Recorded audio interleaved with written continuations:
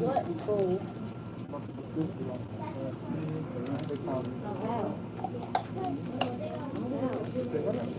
They got a big piece But were there to hear?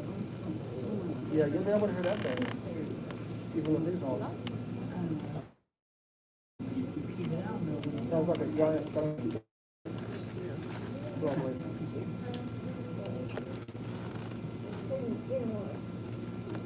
Were there to hear? How can you miss that match? Get it here. Okay. You gotta keep it on your ear. These are kind of what I'm talking about. So these are way more. Hello everyone. How are we all doing today? Well, sir. Now, excellent. First, I need everyone to go ahead and locate their earmuffs. Make sure everyone has a pair. That includes any. Well, I will explain here momentarily. You have those handy. If you do not, please talk to my friend Jackson over here, and he will prepare momentarily. So, first things first. If you have your earmuffs, go ahead and take those off. We will go ahead and let you know when we're going to put them on. Now, thank you all so much for being here. Today is a very special day, as I'm sure some of you are aware. It is the 177th birthday of Nikola Tesla. This man right here, let's go ahead and give him a round of applause. We credit him so much, and I'm going to talk to you just so much about him. But for starters, I just need to ask, who here has actually heard of Nikola Tesla before? Raise your hand. A great number of you. Excellent. For those of you who are just now learning about him, thank you so much for coming by to learn about him on his birthday. Very kind of you. So, this man right here came all the way from the Austro-Hungarian Empire. Do we know what that is? I'm seeing some people shaking their heads. Yes, though, you in the back. Wasn't it during the beginning of the 19th century? No, 20th century? More or less, yes. For our purposes, it's not exactly relevant, but I like to ask just because, some people know it was modern day Croatia that is where the Austro-Hungarian Empire was way back then. For those of you who don't know what Croatia is, Eastern Europe, what we're talking about. A little bit east, across the sea from Italy. That man, such a fantastic man, he got his start, actually, which means that he was so good he could see things and just remember it like that, and got most of his creativity from his mother, actually. So he loved his mother. He was a mama's boy, and even at a young age he was fascinated with the subject of electricity, something that we take for granted nowadays because we use it in all facets of our lives. But back when he was born, well, not so. In fact, back when he was just a child, the technology of the time was still getting its start with direct currents, what we call DC. Now, when he started getting his start as an inventor, he started pioneering the technology that would lead to AC. Does anyone know what that is? Anyone want to hazard a guess? Alternating current, exactly. So yes, I wasn't making a joke about AC/DC, the rock band, but that is where they actually got the name. But yes, AC is what the technology this man was pioneering at the time. Now, before he got his start as an inventor, I'm going to back up just a little bit because he did end up working for, and I know some of you Tesla fans are going to shudder at the name, but he worked for the Thomas Edison Machine Company. Yes, Thomas Edison and Nikola Tesla did not get along. It was a business rivalry that lasted for a good part of Nikola Tesla's career. But Nikola Tesla did get a start over in Paris, actually. After working for 2 years there, he immigrated to the United States, where he worked for an additional 6 months for Thomas Edison before blazing his own path, staying in New York City for some time, even going out to Colorado for a bit. And if you're curious about any adaptations in pop culture that contain Nikola Tesla's character, I recommend checking out The Prestige, where David Bowie gave an excellent performance as none other than the man you see before you. But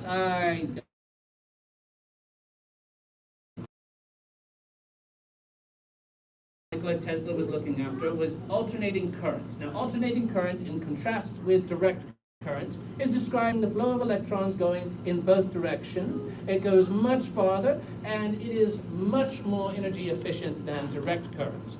Now, we still use both today. Alternating current is used in our electrical grids. It sends electricity to our museums, restaurants, even to our homes. But we still use direct current in things like our cell phones, our laptops.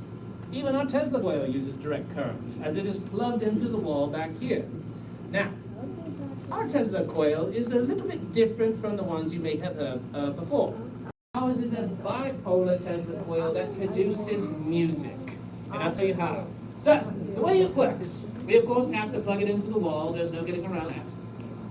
But this channels 240 volts of electricity through the cable and into these capacitor banks down here. They kind of look like rows of quarters. You can think of them as kind of like an electric bank. It's going to store up all the electricity, and I'll know it's full when that light over there is turned green.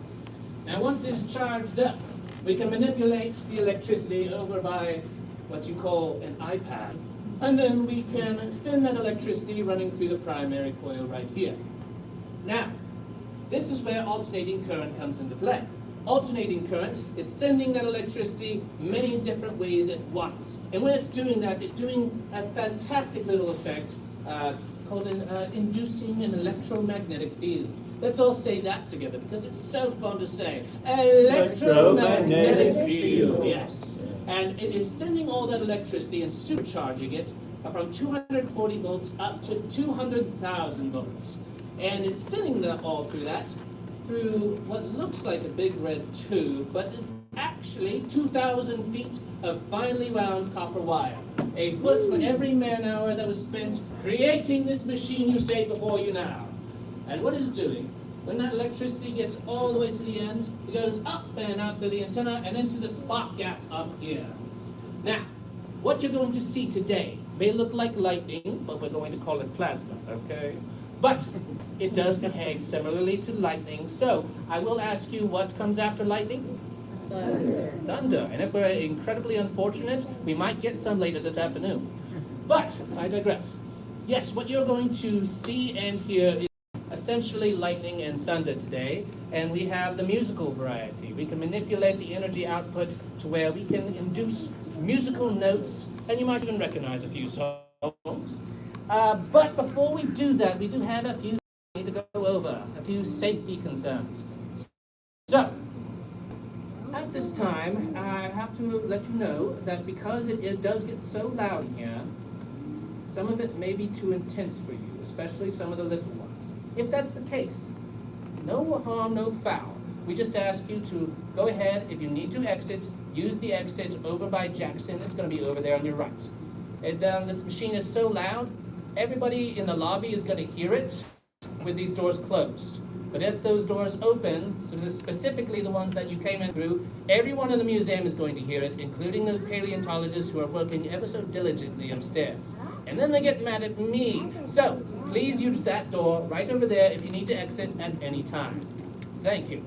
Also, if you have any medical devices, such as insulin pumps, pacemakers, hearing aids, anything of that nature, we recommend that you stay 6 to 8 feet away from this Tesla coil at all times, please, and thank you. You all in the first row should be okay, but if you feel more comfortable, we also have, it looks like, chairs. Also, if you have any conditions that are affected by flashing lights, this has a lot of flashing lights in it. So with that being said, does anyone have any questions at this time? Any questions? Yes, there What would be the decibels Okay. for how loud it is? An excellent question. So the question was, how many decibels is this putting out?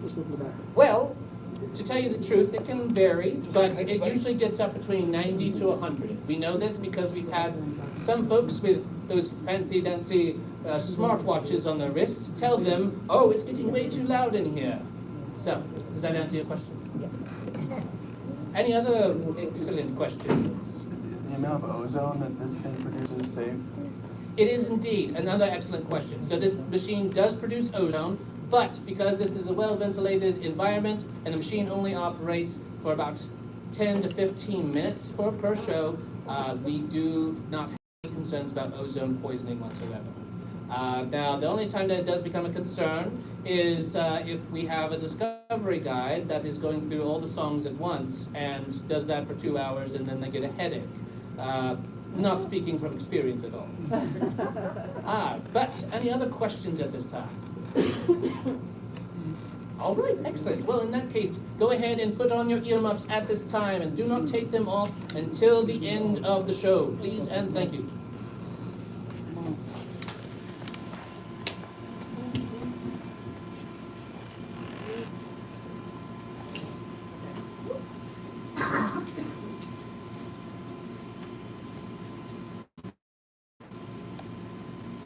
And now what I'm going to do is super cool sunglasses so that you can admire me from afar. All right, let's go ahead and get started. Jackson, if you will go ahead and get the lights going. Thank you.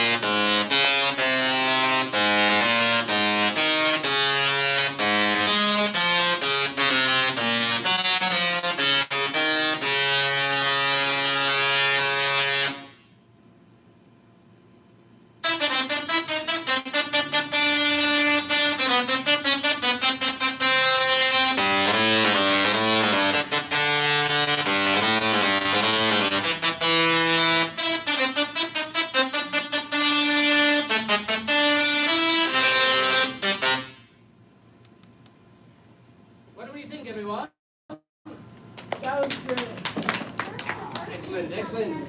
All right, well then. That is it for this Tesla show. If you want to come back later, you're more than welcome to. But for now, I can answer any questions you might have. Otherwise, this is goodbye.